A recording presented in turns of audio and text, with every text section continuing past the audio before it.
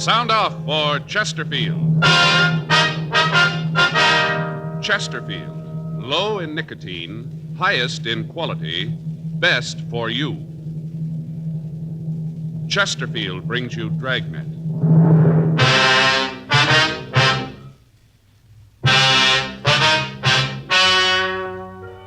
Ladies and gentlemen, the story you are about to hear is true. The names have been changed to protect the innocent.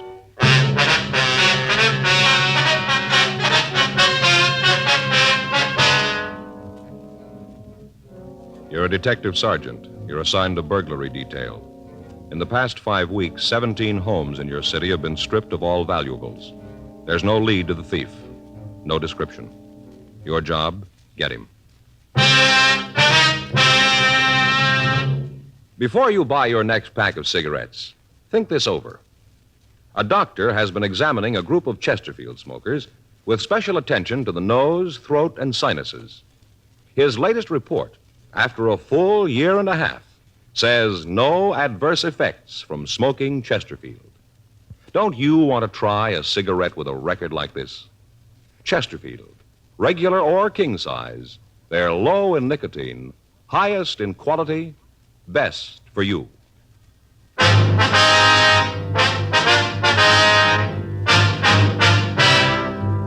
Dragnet, the documented drama of an actual crime. For the next 30 minutes, in cooperation with the Los Angeles Police Department, you will travel step by step on the side of the law through an actual case transcribed from official police files. From beginning to end, from crime to punishment, Dragnet is the story of your police force in action.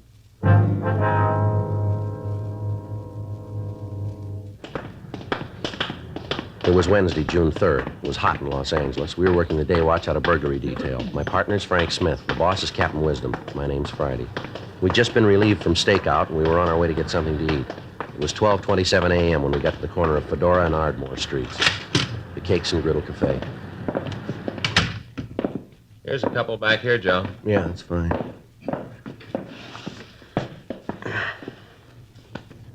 What'll it be, fellas? You got a menu? Up there on the board. Huh? Oh, yeah. How's the hash? Oh, pretty good. We're out of it. I didn't think a restaurant was ever out of hash. We are. You want to give me a stack of wheat cakes, some bacon, and a cup of coffee, please? Hey, that sounds good. I'll have the same. But make mine plain hotcakes and sausage on the side, will you? Yeah.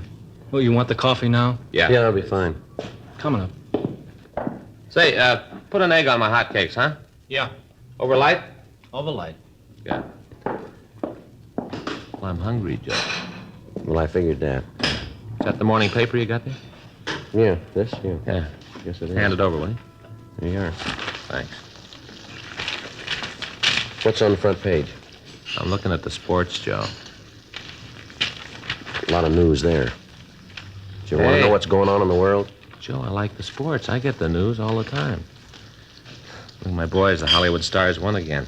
Puts them 9 up. Looks like they might win the pennant. Hmm. This Dale Long sure knocking them in. Who?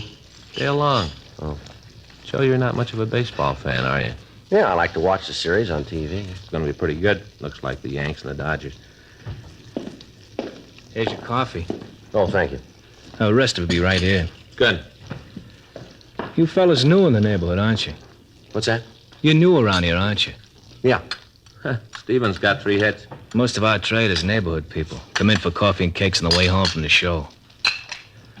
I could tell you fellas are new here. Haven't seen you before. Yeah. I'll get the rest of the order. Fine. We got 1 RBI. What? Stevens got 1 RBI. You got a what? RBI, Joe. Run, batted Oh, in. yeah. RBI. I know what you mean. Yeah. I didn't understand what you said there. You got to know all that stuff to really watch a game. Yeah, I know that. Here you go, fellas. Wheat cakes and bacon, hot cakes and sausage. Wait a minute. Where's the egg? Inside. Where? Inside. Oh, look, Joe, underneath there, see? Yeah. Egg underneath. Here's the syrup. Thank you. Sure had some excitement around here. All right. Yeah. Don't you guys read the papers? He does. Yeah. Sports page. No, I mean the front page. What's been going on? He won't tell me. All the burglaries. Been 17 of them in the last 5 weeks. It's running the cops silly. Is that so? Sure. They don't know where they're going, running them silly. Say, you like a little more coffee? Yeah, I wouldn't mind, please. Very good coffee, too. You make it yourself here? Yeah, thanks a lot. Put a head on this, too, will you? Fine. There have been at least 5 detectives in here in the last couple of weeks asking questions. Trying to come up with a lead. Mm-hmm. Sure running them ragged. You guys haven't read about it, huh? Yeah, I think I've seen something about it somewhere. It's pretty funny. Just get this picture. Now get it. A guy, they figure it's one fella. He walks up to the back of a house. First off, he's sure there's nobody home. Then he walks up to one of the windows and punches a hole in the screen. Jimmy's the window, walks right in and lifts the jewelry in the house and takes off.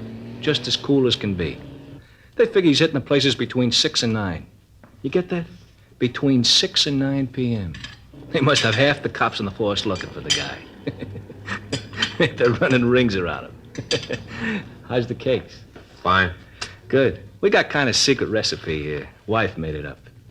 Anyway, I was talking to one of the people who had it. You know, one of the victims, guy over on Hobart. He said the cops came in and went all over his house, took fingerprints, pictures, all that. Worked on his house for about 5 hours. Went all over the backyard looking for footprints. And you know what they came up with? No. Nothing. Absolutely nothing. All that time, all those men, and they didn't come up with nothing. He sure got the cops running in circles. You got a check? Check. Oh, yeah, here you go. Stack of wheats, bacon, hot sausage and egg, 2 coffees. I won't charge you for the refills. That's very nice of you, thank you. Oh, that's all right. Let's see, comes to $1.25, taxes $1.29. Okay. You got any pennies, Frank? Yeah, I got 2. Here, take a nickel, break it apart. Wait a minute, I'll get my wallet, Joe. Maybe I got a couple in there. Hey. Yeah. Hey, how come you guys are carrying guns? You ain't gonna hold up the place, are you? There isn't any money here. We're police officers. Detectives? Yeah. Oh. Say, I hope you guys ain't sore about what I said. About you running in circles. No, forget it. That's all right. Oh, no, come on, let this one be on the house. Take your money back. Sort of a way to say I'm No, sorry. it's all right. Forget it. I'd like to pop for the cakes. No, thanks. Thanks just the same. Well, hope you come back again. Sure. Say, just a minute. Yeah. I'd like to ask you a question. Mm-hmm. About this fella who's been pulling the jobs. Yeah. When do you figure you're going to get him? When he runs out of circles.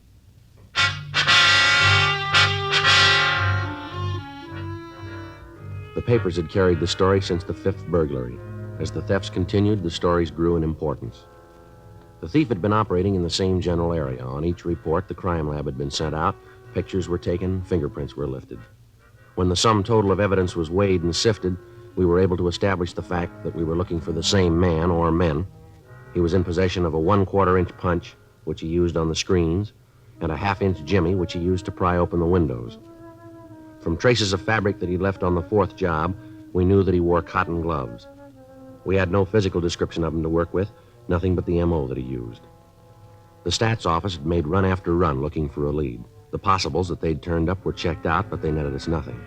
Communications had been gotten off to the rest of the nation asking for information on known criminals who used the same M.O., but the replies were of no help. All recently released convicts from the state penitentiaries and work farms were checked. We found nothing. The pawn shops in the Southland were alerted to be on the lookout for the stolen goods. Again, nothing. Informants and other sources of information were questioned and re-questioned, and at the end of 5 weeks, we were right back where we started. The newspapers took up the stories in full force. They ran cartoons of the thief, picturing him as an invisible phantom who could almost announce the time of the next housebreaking to the police and then proceed according to plan without interference. Every known method of apprehending the burglar was tried. None of them worked. Captain Wisdom assigned 4 other teams of men to the case. Metro Division sent out another 2 cars to aid in the rolling stakeout. Apparently, we were stopped cold. 2 more days passed, and on Friday, June 5th, we got a report of another burglary.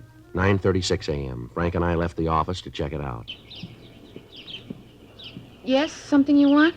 We'd like to see Miss Santos if we could. Who are you? Police officers, ma'am. Is Miss Santos in? Oh, well, I'm her. Come on in. Thank you. Come on, hurry up. I don't want to let the flies into the house. Yes, ma'am. Whew, never saw so many flies around as this summer. Sit down. Thank you. Can I get you anything? Cup of coffee? No, No, thank you. thank you, man. You don't mind if I have some? No, you go right ahead. Just having another cup before I get started on the house, sort of the lull before the storm. Ma'am?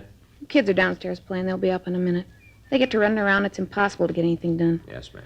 All I can do is get a second cup of coffee in the morning. Excuse me, Mint. I'll be right back. Sure. Just make yourself comfortable. Thank you. Thank you, ma'am. Now then, this is about the burglar last night, isn't it? Yes, ma'am. We'd like to go over the list of stolen articles with you. Uh-huh, that's it. Everything they took. I'd like to check it if we can. Wasn't anything else in the house for them to take? Let's see here. According to what we have on the report, you listed $47 in cash, is that right? Yeah, that's from the jar. Ma'am? We got a little candy jar upstairs. Keep loose change in it. Whenever I have anything left over from my household money, I put it in there. Anthony, he's my husband. Yes, ma'am. Well, whenever Anthony's got any loose change in his pocket, he drops it in there. Adds up in time. $47. Yes, ma'am. You're pretty sure about the amount now. Yeah, you see, we keep a little piece of paper in the jar. Got the amount written on it so as we can tell how much we've added to it. Mm-hmm. Whoever stole the money didn't take the paper, just the money. Had exactly $47. Yes, ma'am. Now, you list a ruby and diamond woman's wristwatch, is that right? Gonna use it for a trip to Las Vegas. I beg pardon? We were gonna use the money in the jar for a trip to Las Vegas. Only needed $150 more. Now we gotta start all over again. Yes, ma'am. Now, about the watch? Oh, yeah, well, they stole that, too. Had 2 rubies on one side, 3 diamonds on the other, little gold band. Took that, too. Anniversary present from Anthony. He's my husband. Uh-huh. Gave it to me on our 5th anniversary, February 2nd. Now, you list a diamond ring. Wonder if you can give us a little better description of the ring. My engagement ring. Solitaire, not very big. Had it on my dressing table on one of those little ring gadgets.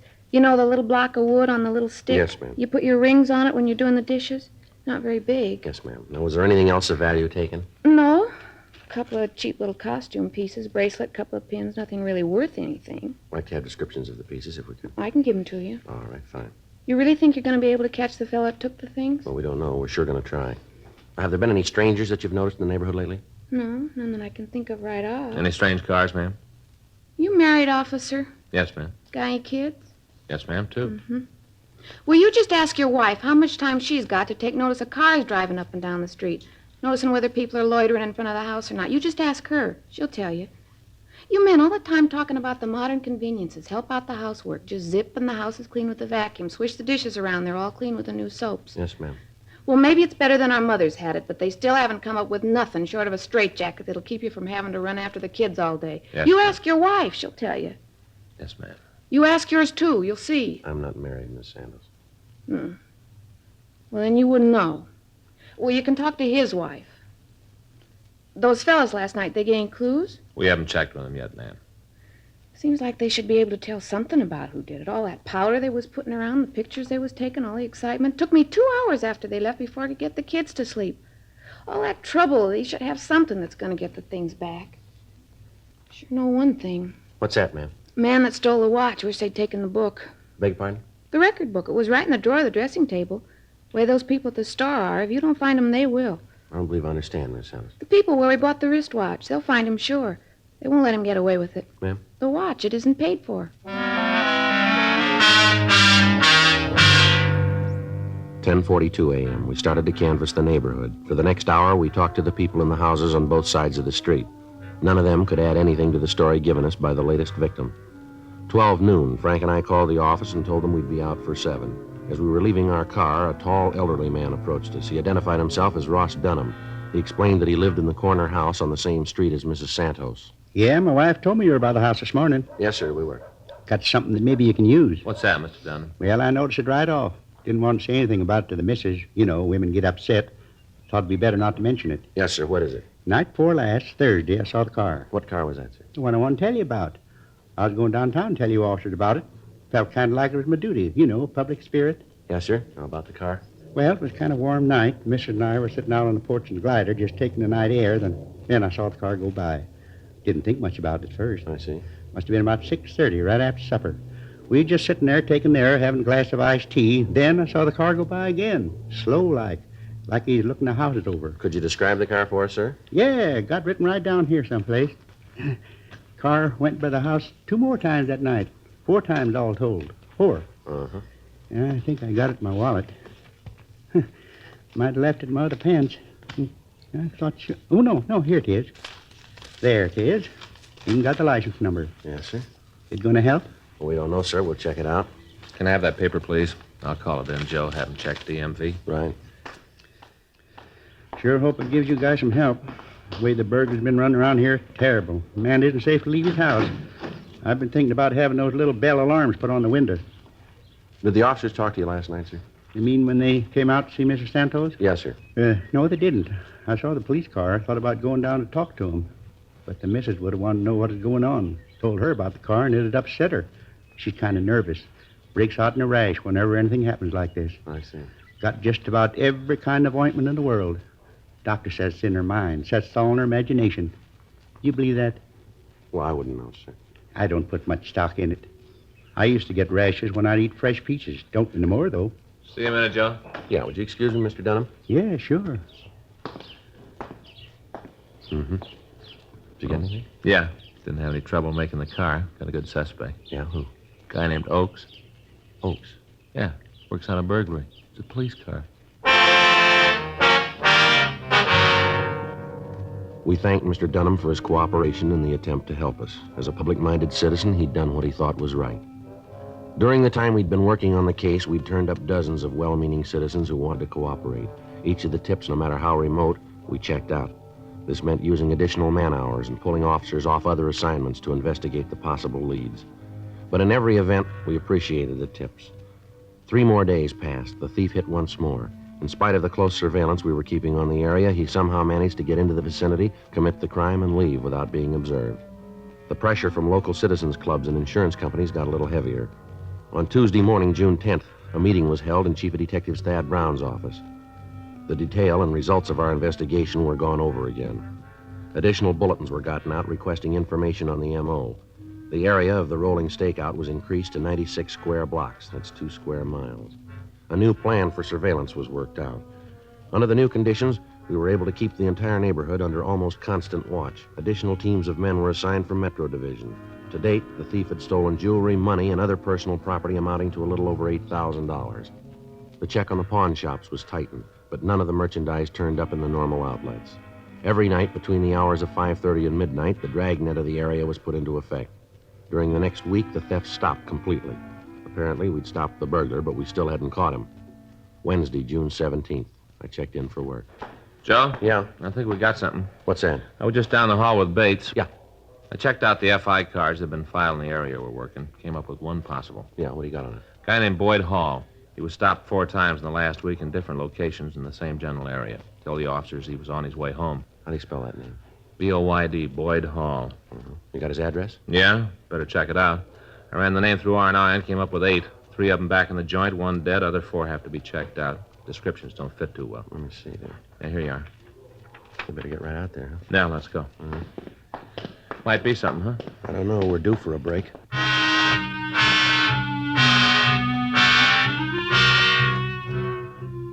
"15 minutes later, we turned off Vermont Avenue onto Venice Boulevard. 4 blocks to the left, and we turned onto Dewey Street. Another block and a half, and we pulled up in front of the address. Well, this is 1800. Ought to be right. Here. Mm-hmm. Well, we're still batting 1,000. 1804 Dewey. Yeah. Vacant lot.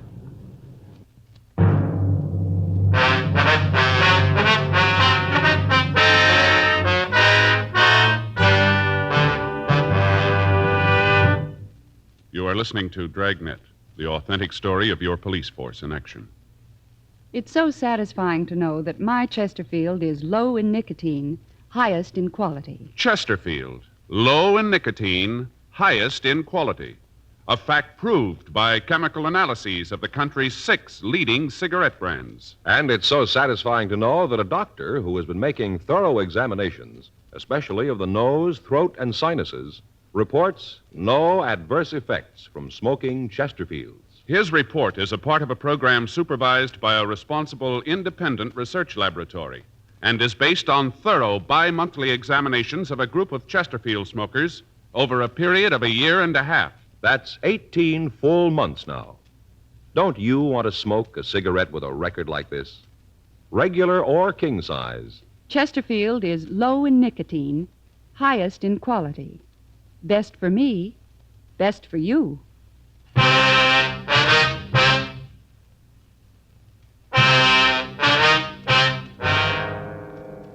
Wednesday, June 17th, 8:48 a.m. We canvassed the neighborhood around the vacant lot. None of the people had ever heard of Boyd Hall. We asked about anyone answering the description listed on the FI cards. The neighbors couldn't help us there either. 11:17 a.m. We returned to the office and we started to check out the remaining 4 possibles.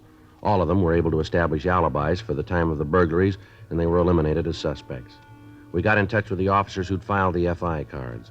They remembered the man. Each of the teams of men who'd stopped him had asked for identification. He'd produced a driver's license, personal cards, and several letters to himself bearing the Dewey Street address. He told the officers that he'd lived in the neighborhood and that he was returning to his home from a grocery store. The officers had checked the bag of groceries he was carrying and found nothing suspicious and let him proceed on his way. We got in touch with Sergeant Zook at the warrant office and asked him to check and see if there were any outstanding traffic warrants on Boyd Hall. He called back to tell us there were none. APBs and local broadcasts were sent out asking for information on anyone answering the description using the name Boyd Hall. We got in touch with the Department of Motor Vehicles and asked them to give us all the information they could on the suspect carrying California operator's license number Z941511, issued 12/5/52. They checked their files and told us that there was no record of a Boyd Hall being issued that particular license number. They also stated that no number had been given out on the Z series.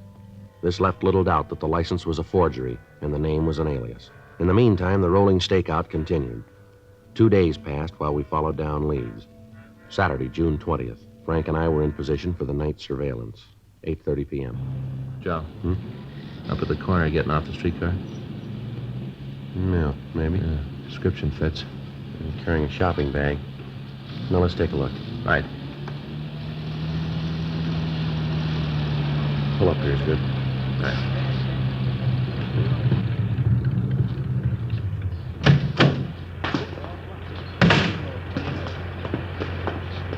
Excuse me, fella. We're going to have to go through this again. Beg your pardon? You're police officers, aren't you? Yes, sir, we are. And you want to see my identification? Yes, sir, that's right. All right. Be glad when you fellas find whatever it is you're looking for. You know, this is the 5th time I've been stopped. Is that right? Yeah. Here, will you hold this shopping bag for me? Sure. Hey, what you got in here? Loaf of bread, groceries. I got my driver's license in my wallet. Here. Would you take it out of your wallet, please? Yeah, sure. There. See? Mm-hmm. Boyd Hall. That's your true name? That's what it says. 1804 Dewey Street, and that's where you live? Yeah. Just came back from the store. Well, we're sorry we bothered you, Mr. Hall. Perfectly all right. I know you're only doing what we pay you for. I'll tell you what, to make up for causing any inconvenience, let us drive you home, could we? Oh, that's not necessary. It's just a couple of blocks. I don't mind a walk. Don't like to put you fellas out. Well, don't worry about it. Get in the back seat, huh? Really, I appreciate the thought, but it's not necessary. Want to get in the back there? All right. Want to take the shopping bag in front, Frank? Yeah. Go ahead, Hall.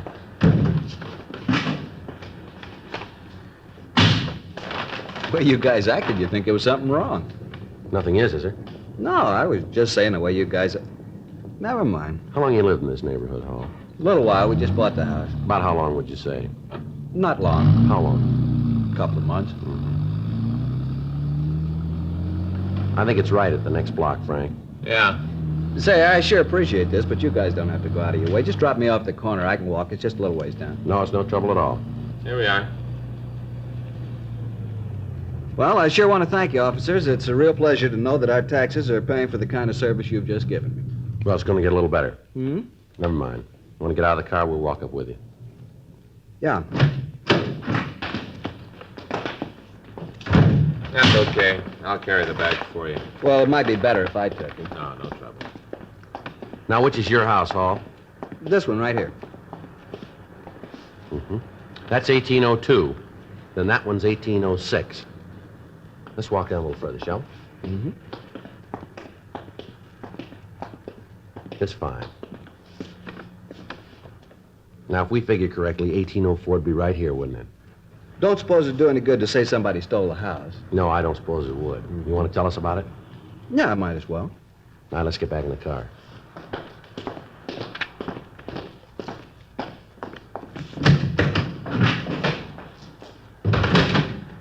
All right. Well, what do you got in this shopping bag? Sure is heavy. Let's see. A box of breakfast cereal. And a loaf of French bread. You ought to take this bread back, Hall. Look here, somebody cut it right in half. See here, Joe? Yeah. All hollowed out. Punching a jimmy inside. Burglary tools. You want to tell us where you got them? How about it, Hall? All right, let's go, Frank. Yeah.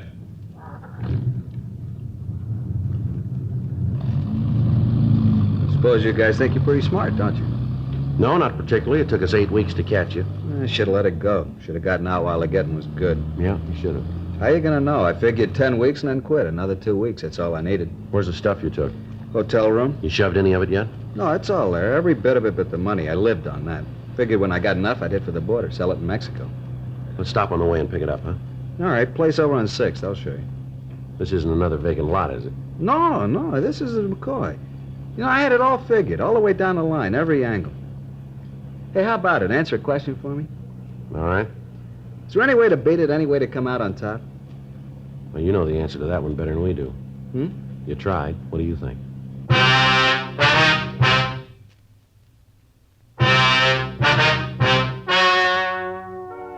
The story you have just heard is true.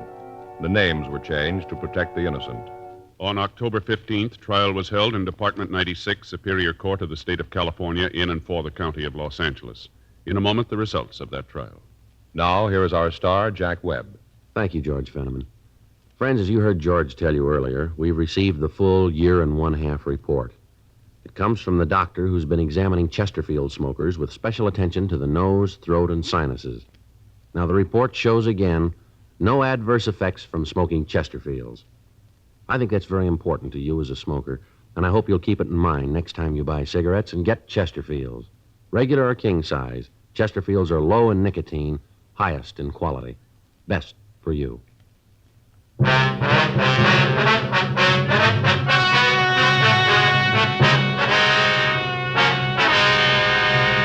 Lawrence Philip Harris, alias Boyd Hall, was tried and convicted on 6 counts of burglary in the first degree and received sentence as prescribed by law. Burglary in the first degree is punishable by imprisonment in the state penitentiary for a period of not less than 5 years. Dragnet wishes to thank the editors of McCall's magazine for their interesting personal story about Jack Webb, Nobody's Man Friday, in the current September issue of McCall's.